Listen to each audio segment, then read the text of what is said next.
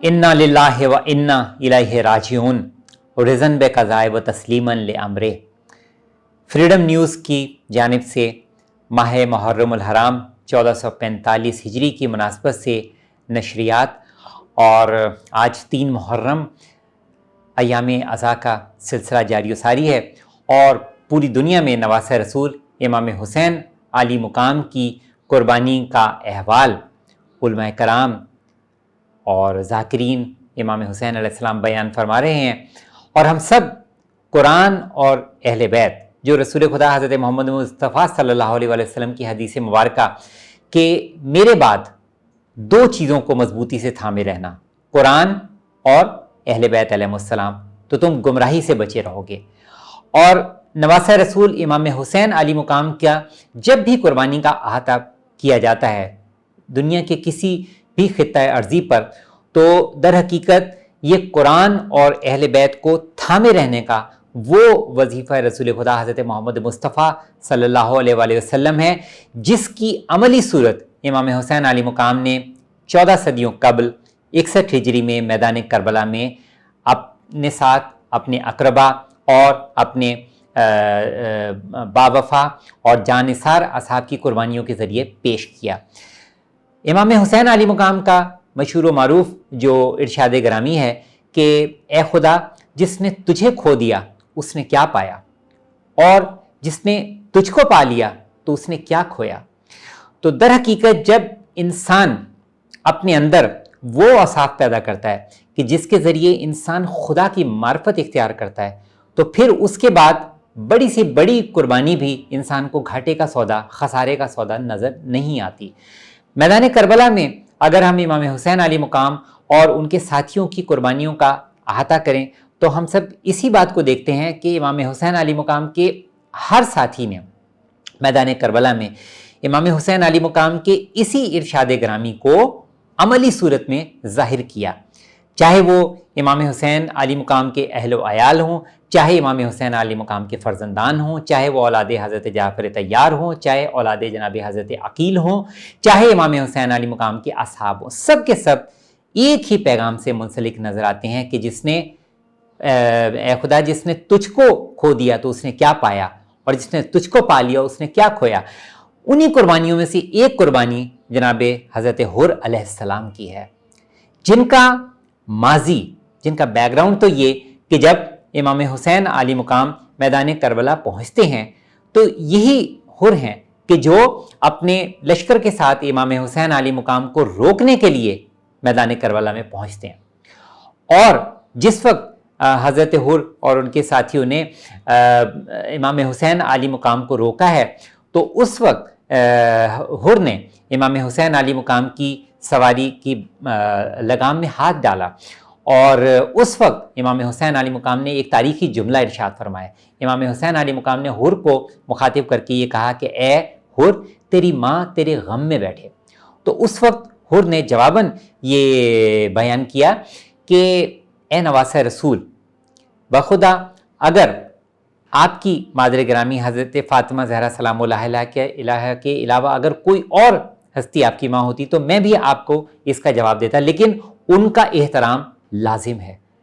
मगर एक जुमले ने इमाम हुसैन अली मुकाम के हुर की ज़िंदगी को बदल के रख दिया। और फिर ये भी तो है कि हुर के पूरे लश्कर को इमाम हुसैन अली मुकाम ने सिराब किया, क्योंकि हुर के लश्कर और उसके साथ जो जानवर भी थे, जो सवारियां भी थीं, उनको जब इमाम हुसैन अली मुकाम ने देखा है तो वो प्यास से बेहाल थे। उस वक्त इमाम हुसैन अली मुकाम ने अपने साथियों को हुक्म दिया कि इनको पानी पिलाया जाए, हत्ता कि इनके हैवानों को भी पानी पिलाया जाए, इस कदर पानी पिलाया जाए कि वो सैर हो जाएं। हैवान की एक नफ्सियात होती है कि अगर किसी हैवान के सामने वो जो बहुत प्यास के आलम में हो, आप उसके सामने फ़ौरन भर कर अगर पानी रख दें तो वो एक सांस में उसको पीता चला जाता है, जिसके नतीजे में उसको नुकसान पेश आ सकता है, उसकी सेहत के हवाले से वो बीमार हो सकता है। तो इमाम हुसैन अली मुकाम ने हुक्म दिया कि पहले इन हैवानों के सामने बहुत सा पानी नहीं रखो, कुछ पानी रखो, वो पानी हटा लो, और उसके बाद जिस कदर चाहो इनके सामने पानी रखो ताकि दिल खोल कर ये पानी पी सकें। हत्ता कि इनके सुमों पर भी पानी डाल दो ताकि ये इस گرمی جو کہ کربلا کی تپتی گرمی ہے، یہ کم از کم اس کے اثرات سے نجات حاصل کر سکیں۔ یہ امام حسین علیہ مقام کی کریمی ہے، کیونکہ وہ کریم ابن کریم ہے۔ یہ جو امام حسین علیہ مقام نے جذبہ کرم دکھایا، اس نے حر کی زندگی بدل کے رکھ دی۔ اور اس کے بعد سے یہ عالم تھا کہ 2 محرم کو امام حسین علیہ مقام نے میدان کربلا میں قیام کیا ہے، اور حر نے جب لشکر کو روکا ہے، اس کے بعد سے جب بھی نماز کا وقت ہوتا تھا تو حر اپنے لشکر کو چھوڑ کر امام حسین علیہ مقام کے پیچھے آ کے نماز پڑھتا تھا۔ گویا حر کی زندگی میں ایک ایسا ہیجان برپا ہو گیا تھا، حر کی زندگی میں ایک بہت بڑا انقلاب برپا ہو چکا تھا، مگر اس کی عملی صورت ظاہر ہونا باقی تھی۔ حتیٰ کہ 2 محرم سے لے کر شب عاشور آتی ہے، اور شب عاشور یہی حر ہے کہ جس نے 2 محرم کو امام حسین کے لشکر کو روکا تھا، امام حسین علیہ مقام کے ساتھ گستاخی کی تھی، مگر یہی حر ہے کہ جو شب عاشور یعنی 10 محرم کی رات کو پوری رات حر بے چین ہے، حر مضطرب ہے،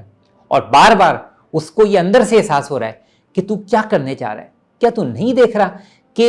ایک طرف فرزندان توحید ہے، ایک طرف نواسہ رسول ہے، اور